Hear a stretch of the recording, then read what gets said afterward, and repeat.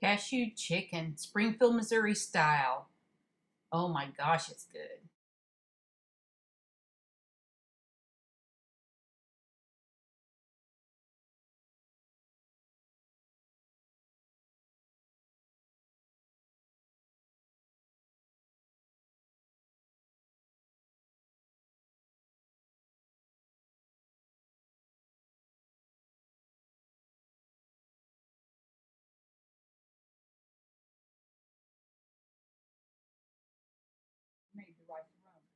Follow package directions on the rice-a-roni.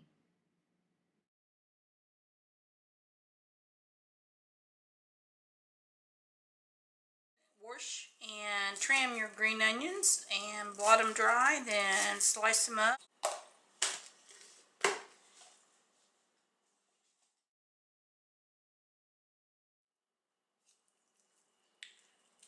Take your skin off. I find that bone-in chicken breast just is a little bit better than if you got boneless, skinless, but it's personal preference. Just kind of scrape along the bone. Feel and make sure you don't have any bones in there.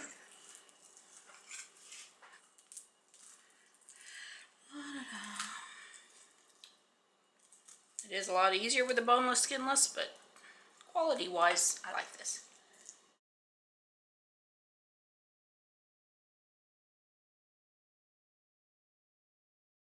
I notice a lot of these restaurants they'll have little bitty pieces that are all crunchy, but they're dried out.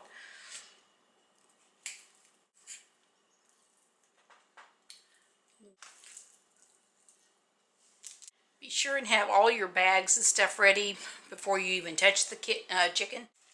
Wash your hands real well, then put the chicken in the refrigerator until you're ready to use it. Clean your surface with bleach water, even if you don't, or soap, like soapy bleach water, even if you don't think you contaminated it. Now for the sauce. I've already made the rice-a-roni. Be careful with the amount of the oyster sauce you use. Less is better, so start out with less. It can be overpowering if you use too much.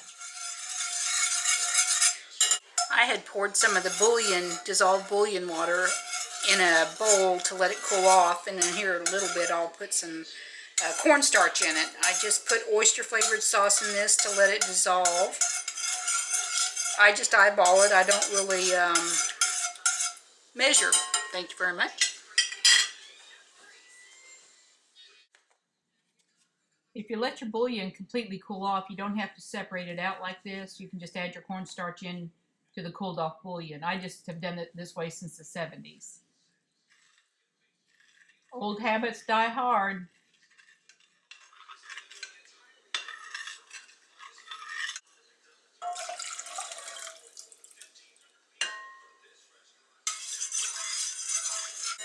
I don't know how many times I threw away a whole pan full of sauce when I didn't know what I was doing with cornstarch. I had no idea it would gel up like that, and then it would kind of dissolve and become smooth.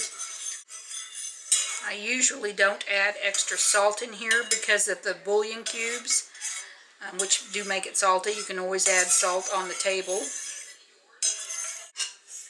See how it's gelling up here? If you do think it's too salty, you can add a pinch or two of sugar, and that might help it balance out. As you can see, the gel is completely dissolved, and, well, it's not gel, but cornstarch. And now it's starting to boil. You want to let it boil for just a little bit and thicken up. If you happen to get it too thick, have you a little water handy and pour you just a little water at a time in there to thin it to your expectations. I'd rather have it a little bit thick than too thin personally, but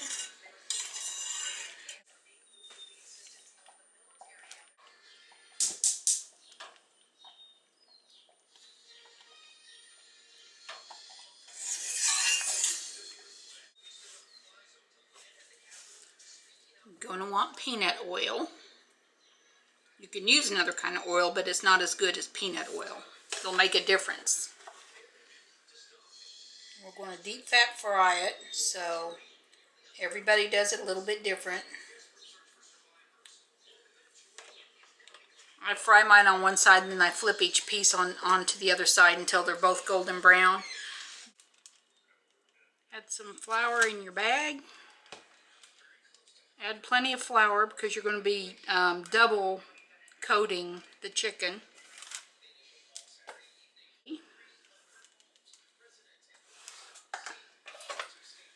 You can put a little salt in it, but the main thing is to salt it when you put it, take it out of the frying oil. Make sure all pieces are coated really good. Looking pretty, look there. Now I'm going to mix up some egg and milk, and then I'm going to put this chicken in the egg and milk and let it sit for about 5 minutes.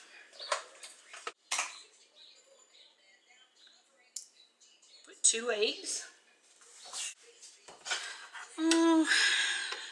Probably a couple of cups of milk.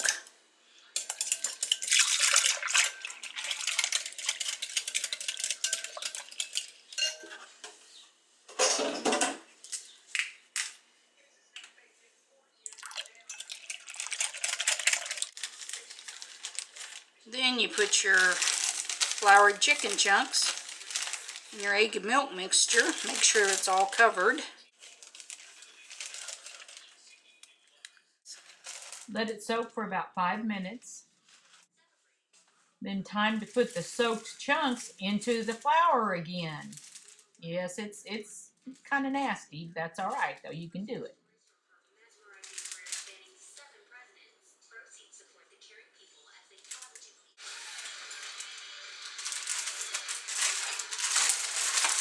Oh, what not to do.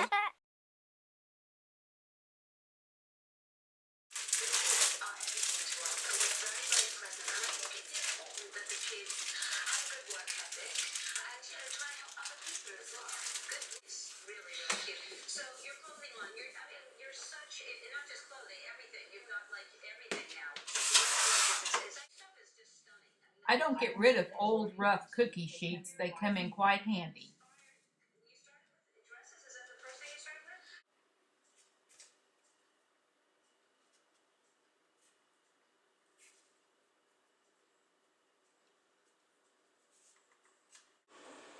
And I usually turn the oven on warm and hold just to hold the first pan, because that looks like it's going to be probably 2 skilletfuls. Well, it wound up being 3 batches. Try not to overcrowd just like I did, or your crust might not get crisp enough. Fry on medium-high heat. If the peanut oil is not hot enough, the coating won't get crispy and it'll be kind of doughy.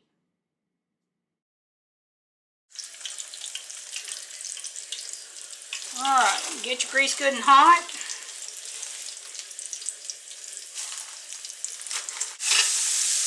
You want to get them a nice golden brown. And if you take them up too soon, the crust won't be real crispy.